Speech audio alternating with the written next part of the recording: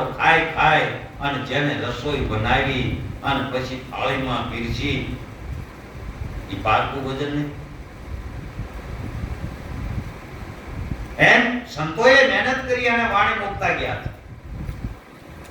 સંતોએ રાતની મહેનત કરી અને પદ મુકતા ગયા, વાણી મુકતા ગયા અને ઈ વાણી બોલવી એટલે આપણે બહુ મજા આવે. પણ તમારું શું? તમારી કેટલી તૈયારી, તમારી કેટલી મહેનત, તમારો કેટલો અનુભવ, એ તો મહેનત આપણે કરવી પડે. સંતોએ મહેનત કરી તો એની વાણી અત્યારે છે. અને હું કદાચ કહું કે સુરતા સુગડને સમેટે તો એના ઘટમાં સાહેબ ભેટે, પણ એ તો સવારા બાબાએ મહેનત કરી મુકતા ગયા છે. અને સારું છે, પરમાર્થી સંતો છે એટલે આ વાણી આપણી માટે મુકતા ગયા છે કે કદાચ સત્સંગ ભજનમાં આવે એમાં એકાદો શબ્દ અસર કરી જાય અને ભજન ગાવા શીખી જાય ભાવથી કબાલથી, પણ ભજન જો ગાય તો એ માર્ગ તો સાચો છે. પછી જે તેને આવડે. માટે મહારાજા જનકને બે ઘડી પગ અને બ્રહ્મ જ્ઞાન થયું. એમ અત્યારે હાથના સંતો પણ બે ઘડી પગ અને બ્રહ્મ જ્ઞાન નો ઉપદેશ કરી રહ્યા છે. પણ એ કયો ઘોડો, કયા પેગડા, કયો જનક, કેવી રીતે બ્રહ્મ જ્ઞાન થયું, આ તનને સંતોએ ઘોડો કીધો છે. આ તન છે ને ઘોડો છે બાપ. તાના ઘોડો ને માના સે આસવા,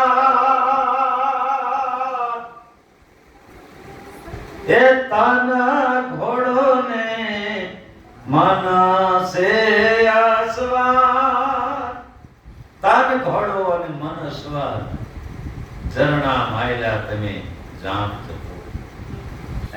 અજરા ધર્યા ન ધારા, તમે થોડે થોડે સાધ. આ તન રૂપી ઘોડો છે અને એની ઉપર કોણ બેઠું? જનક. તો મન સ્વરની વાત કરી, પણ જનક એટલે જનક, ત્રણ અક્ષર. જન એટલે માણસ. શું? જન એટલે માણસ અને ક એટલે બીજાનું જે કલ્યાણ કરતો હોય એ જનક. બીજાનું જે કલ્યાણ કરતો હોય એ જનક. અને એ જનક રાજા પેગડે જ્યારે એક જ પેગડામાં પગ, કયા પેગડા? એક ઓહમ અને એક સોહમ. આ સોહમ પેગડામાં પગ મૂક્યો, ઓહમમાં મૂકવાનો ટેમ રહ્યો નહીં. અને ત્યાં સમાધિ લાગી. ગુરુ તો એક વર્ષે આવ્યા કે એક વર્ષ સુધી જનક. હવે વિચાર કરજો, શબ્દો પર ધ્યાન આપજો. કોઈ પણ માનવ ઘોડીના એક પેગડા ઉપર વિનુભાઈ પગ મૂકે એટલે માણસનો 3.5 મણ કાયા હોય છે. તો એક પેગડા ઉપર પગ હોય તો 3.5 મણની કાયા એક વર્ષ સુધી ઘોડા ઉપર રહે ન રહે. ઘડીક ને ખાલી ઉભો ન હોય, અહીં ધરતી ઉપર તોય 3.5 કલાક નથી રહેતા. આ તો વજન અને પાછો એક જ પેગડામાં પગ નહીં. એક તો ભાઈ જેમ લટકતો હોય ને માણસ, એવી રીતે એક વર્ષ સુધી. એક વર્ષ જયારે ગુરુ આવ્યા, આ લે હવે મારે આને નીચે ઉતારો એટલે એમાંથી છોડાવે સદગુરુ. અને પછી કીધું, એ જનાબ હવે તારે કેવી રીતે રહેવાનું છે ઈ તને ઈશારો કરો. જા રાજમાં રાજવહીવટનું કામ કરજે, પ્રધાનો મંત્રીઓ બધાને સલાહ આપજે અને બધી સલાહ તું દેતો રહેજે અને તોય તું અહીંયા રહી રહીશ. અને આ વાત જનકની વાત સાંભળી અને સુખદેવ મુનિને શંકા કે મહારાજા જનક વિદેય દેહ હોવા છતાં વિધિ. અને જનકપુર નગરીમાં સુખદેવ મુનિ પેદલ એટલે હાલીને આવે છે. મહારાજા જનકના આંગણે આવ્યા. મહારાજા જનક રાજી રાજી થઈ ગયા. પધારો બાપજી પધારો.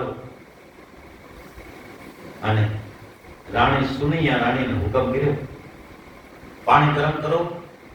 સુખદેવ મુનિ હાલીને આવ્યા છે, એ સ્નાન કરી લે. પાણી ગરમ કરી દીધું. સુખદેવ મુનિ સ્નાન કરી કપડા બદલાવી તૈયાર થઈ અને આવ્યા અને હિંડોળે બેઠા. મહારાજા જનક ને સુખદેવ મુનિ સત્સંગ કરે ત્યાં સમય થયો, ત્યાં રસોઈ તૈયાર થઈ. રસોઈ તૈયાર થઈ ગઈ. મહારાજા જનક ને રાણીએ ઈશારો કર્યો. રાજમાં ઈશારાથી કામ આવતું.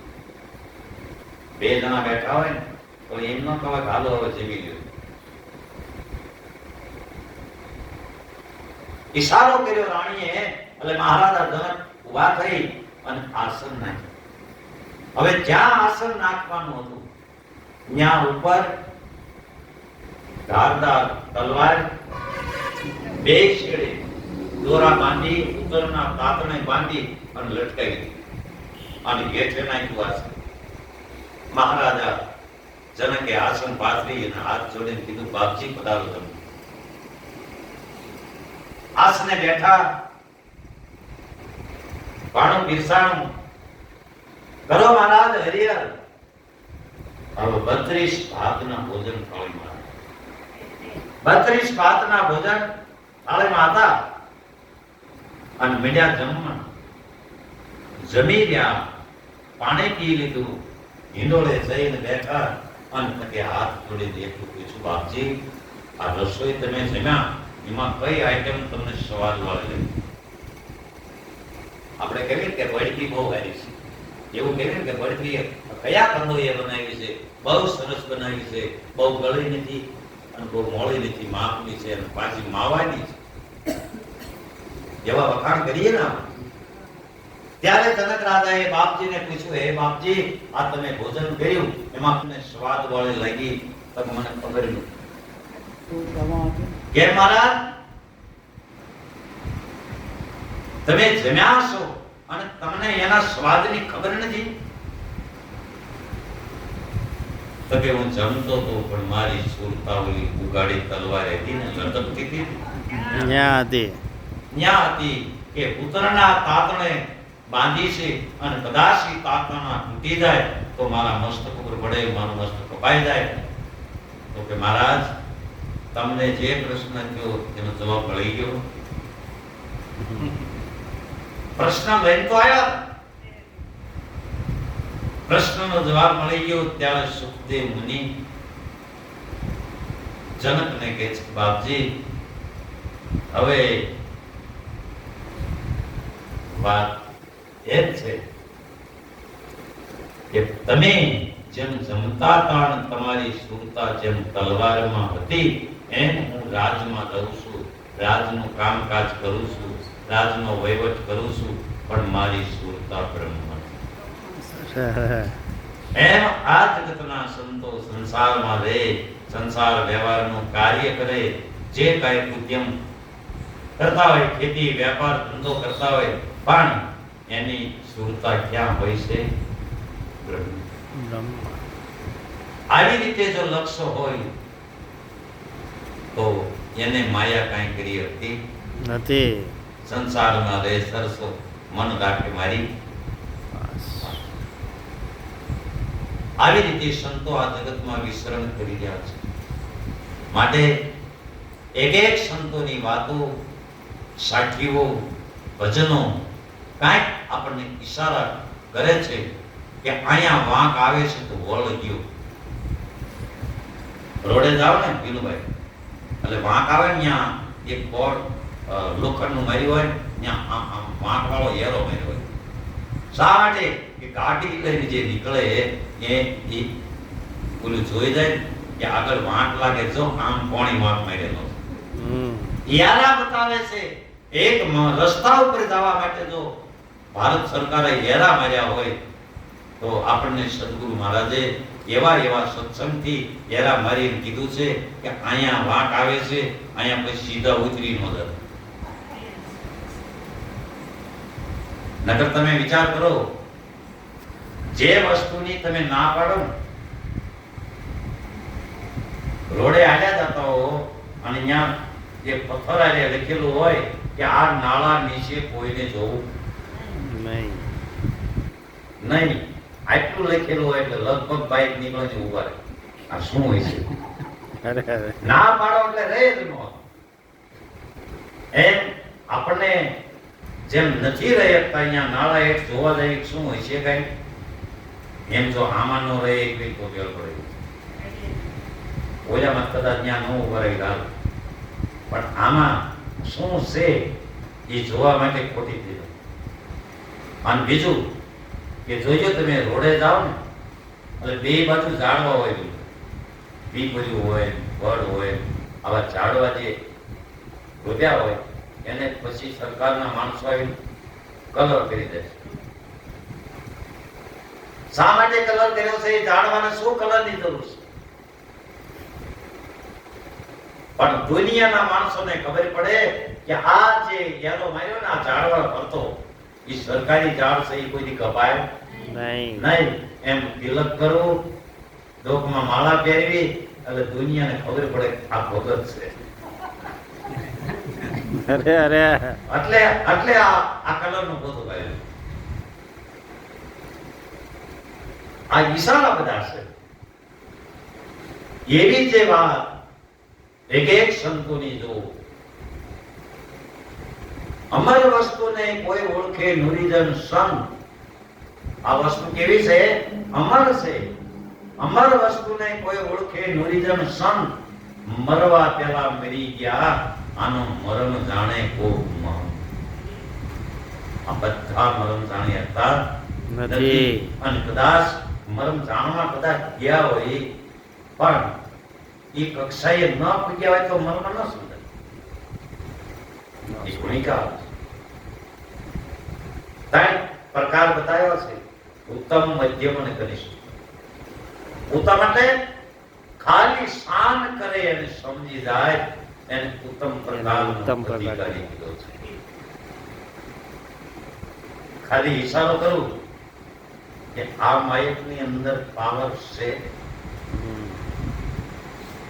પણ જો ઈશારામાં સમજી જાય એ ઉત્તમ પ્રકારનો. પછી વાત કરે કે આની અંદર પાવર છે એટલે જ મોટો અવાજ કરે છે, એટલી વાત કરે સમજણી એ મધ્યમ પ્રકારનો અધિકારી છે. અને પછી આની અંદર પાવર છે એ વિશે કેટલા દાખલા, કેટલાય હું દ્રષ્ટાંતો આપું અને તે છતાં જો એનું મન ના માને તો સંત કઈ ઘનિષ્ઠ અધિકારી છે. માનવા જ તૈયાર નથી. કેમ નથી માનવા તૈયાર? પોતાની અંદર ભર્યું છે એ ખાલી નથી કર્યું. અને હું તો કાયમ કહું છું કે પાણીનો સીવો હોય ને, ખાલી સીવો છે પણ એને ભરવો હોય ને તો અંદર ખાલી સિંહામાં કાંઈક છે. ખાલી સિંહાની અંદર છે પણ તમને આ દ્રષ્ટિથી દેખાતું નથી. એમાં શું છે? હવા. હવા છે. પાણી જો એમાં ભરવું હોય તો હવાને બહાર નીકળી જાય. પાણી ભરવા જ્યાં પાણીની કુંડીમાં એ સિંહો બોલો બટ બટ બટ બટ એ અવાજ શીનો આવે? હવાનો. અંદર હવા છે. એમ આપણે પણ કાંઈક હવા લઈને કરીએ છીએ પણ એ હવા જો નીકળી જાય તો કામ થાય એવું છે. તો આત્મજ્ઞાન અંદર ભરાય પણ હવા નીકળે તો ફુગામાં હવા છે એટલે ફૂલાડો. હા, માટે ખાલી ફૂલાવું નહીં. મહાપુરુષનું જ્ઞાન આપણને રસ્તા બતાવે છે. વિચાર કરો, 20 ટન ગાડીમાં વજન ભર્યો હોય પણ ટાયરમાં હવા ન હોય તો હવાની કિંમત છે બાપ. આપણા શરીરમાં શું છે? હવા. હવા એટલે પ્રાણ, પ્રાણ એટલે પવન. તો ટાયરમાં પવન જ. પછી ટાયર ગમે તે કંપનીનું હોય માયક ગમે તે કંપનીનું હોય કે ટાયર ગમે તે કંપનીનું હોય, ટ્યુબ બીજી કંપનીની હોય, પણ હવા કઈ કંપની?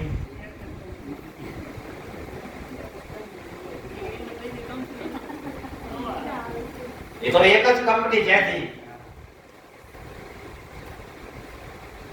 ખાંડની ફેક્ટરી મહારાષ્ટ્રમાં હોય, રાજસ્થાનમાં હોય, એમપીમાં હોય, એક એક રાજ્યની અંદર હોય, એ ખાંડ જ કહેવાય કે બીજું? ખાંડ જ કહેવાય. પણ એની ઉપર જે બારદાન છે, બારદાન ઉપર લખેલું હોય કે મહારાષ્ટ્રની ખાંડ, ગુજરાતની ખાંડ, રાજસ્થાનની ખાંડ, એ શેની ઉપર લખ્યું હોય? બારદાન ઉપર. ખાંડ ઉપર લખાય નહીં. તો આ શરીર એક બારદાન છે. આ બારદાન ઉપર લખ્યું હોય કે ભરતભાઈ, ભીનુભાઈ, સંજયભાઈ, એ શેની ઉપર લખાણું? બારદાન ઉપર લખાણું. પણ અસલ જે અંદર આત્મા રૂપી ખાંડ છે એની ઉપર એરો પણ લખાય એવું નથી. કારણ કે તમે જોજો, હું તો મારી જિંદગીમાં એક જ વાર પિક્ચર જોવા ગયો, ગોટા ધીરા ગણું. ભાઈ બધો કે હાલો મજા આવે. હવે હું અહીંયા ગયો, જિંદગીમાં જોયું નહીં, આપણને મજા આવે. ત્યાં ગયો ને અને પિક્ચર ચાલુ થયું ને લાઈટ ઉભી થિયેટર બાદ તો અંધારું. બરાબર ભાઈ આ ચાટી હતો બહુ લેવા છે. હવે અંધારું થઈ ગયું, મારે ઊભું થઈને બહાર નીકળવું પણ કિકોર દરવાજો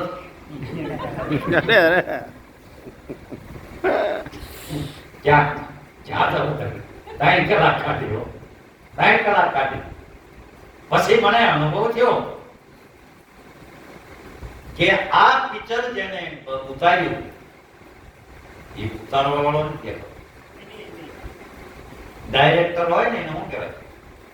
આખું પિક્ચર જેને ઉતાર્યું હોય એ ઉતારવા વાળો જે ડાયરેક્ટર છે એ પિક્ચરમાં આવે નહીં, એ પડદા ઉપર આવે નહીં. આ તમારો આત્મા છે ને બાપુ, ડાયરેક્ટર છે. અરે આખા જગતનું ચિત્ર દોરી, આખા જગતનું ચિત્ર આ જગત પટ ઉપર એક ચિત્ર મૂક્યું, પણ ચિત્રકાર દેખાતો નથી. આવડું મોટું જગત ચિત્ર્યું. ભરતભાઈ વિચાર તો કરો, થોડોક અનુભવ કરવો પડે. પડદા વિના કોઈ પણ ચિત્ર દોરાય નહીં. એક 4 કે 8 આંગળનો પડદો હોય ને તો અંદર મોરનો દોરી એકવી, હાથી દોરી એકવી, ગાય પેન્ટરથી દોરી એકવી, પણ પડદો છે ત્યારે ને તો આવડું મોટું જગત ચિત્ર્યું. પડદા વિના ચિત્ર્યું. અનેક પ્રકારના ડીબા બનાવ્યા. વિશ્વમાં જે અધરથી બીબુ નીચે પડ્યું ને એ માયેલું એક પણ બીબુ નહીં. અજબોનો આડતિયો એ ક્યાં બેઠો હશે કુંભાર, ક્યાં બેઠો બેઠો સાંકળો ફેરવતો હશે. અરે કલ્પના પૂછી કે નો ભોગે. અજબોનો આડતિયો કે એકલા હાથે આ કુંભાર સાંકળો ક્યાં બેઠો હશે ને ફેરવતો હશે. આવો તે પરમાત્મા, એની કળા અદ્ભુત છે. એ કળા કોઈ સદગુરુ જો બળ બતાવે, ગમ બતાવે તો એનો સ્યાદ પણ અહેસાસ આપણને થાય. સ્યાદ હજી મને તો નથી થયો.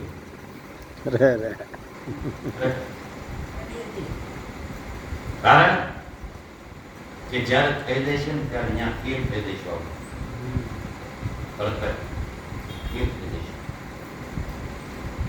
તમે જુનાગઢ જાતા હો ગાડી લઈ અને રોડે અહીંયા તમારા ગામના પાદરથી રોડે સીડ્યા એટલે જુનાગઢનું બોર્ડ આવે 150 કિલોમીટર. જેમ જેમ પંપ કાપ્યો એમ કિલોમીટર ઘટતા જાય, પછી 1 કિલોમીટર આવે, પછી જાઓ એટલે 0 બતાવે છે. 0 બતાવે. પછી કિલોમીટર 0 આવે ને એટલે આપણને ખબર પડી જવી પડે હવે જુનાગઢ આવી ગયું, પંથ કાપવાનો પૂરો થઈ ગયો. એમ 0 એટલે શૂન્ય અને શૂન્યમાંથી જ સર્જન થાય છે. અરે અને પાછું વ્રતભાઈ શૂન્યમાં જ સમાય. શૂન્યમાં જ સમાય છે. ઝાલર છે ને ઝાલર એ એક શૂન્ય છે હો. હા ઝાલર નો જોજો આકાર કેવો હોય શૂન્ય આકાર ગોળ. ગોળ હોય. આમાં એક શૂન્ય એનો આકાર જોવો ગોળ છે. શૂન્ય આકાર એમાંથી ઝાલરને ખાલી આમ કરી આમ લાકડાનો કટકો કે લોઢાનો અડડો નાદ નીકળે. એ નાદ પછી તમે જેવો ઘા કરો ને એવો નાદ નીકળે. અરે હળવે એટલે મારી તો ટૂન થાય, પણ તાણથી મારી હોય તો અવાજ મોટો નીકળે, નાદ મોટો થાય અને પાછું અમાય જાય હળવે હળવે. એમાં જ કુવાના કાંઠે જઈને વિનુભાઈ પત્ર કરવાનો. હું તો નાનો હતો ને ત્યાં કરતો, એટલે મને યાદ છે. મેં તો કંઈક કાંકરા નાખ્યા મૂછે કુવા સૂર્ય આ બળબડિયા ક્યાંથી આવે છે એ અત્યારે અનુભવ થયો કે બળબડિયા એ કાંકરો કુવાની અંદર તમે નાખો અને એ કાંકરો જ્યારે તળિયે બે ને ફટ દઈને થાય ને ત્યાં બળબડિયા નીકળે. ત્યાં બડબડિયા આમ પાછો સોખો કૂવો હોય ને કસ્તર ન હોય ને તો ઠેઠ ઊંડેથી બળબડિયા આવતા હોય દેખાય આપણે. કેમ બળબડિયા આવ્યા? અંદર કાંકરો ગયો ને એટલે બહાર આવ્યો. એમ આપણામાં જે કાંઈ કૂડ કપટ દગો પરપંચ છેતરપિંડી આવા જે બળબડિયા હોય ને એ બહાર જો નીકળે ને તો મેળ પડી જાય. પણ નામનો પથ્થર જો અંદર પડે તો તો આ બળબડિયા નથી ખરેખર છે. આવા જે મહાપુરુષ આવા ઈશારા કરી ગયા, આવી શાન અને શાનમાં જે સમજ્યા એ ભર્યા રહ્યા ભરપૂર યાદો ને કેટલો છે ભરપૂર આટલું બોલી મારી વાણી બોલો સદગુરુ મહારાજની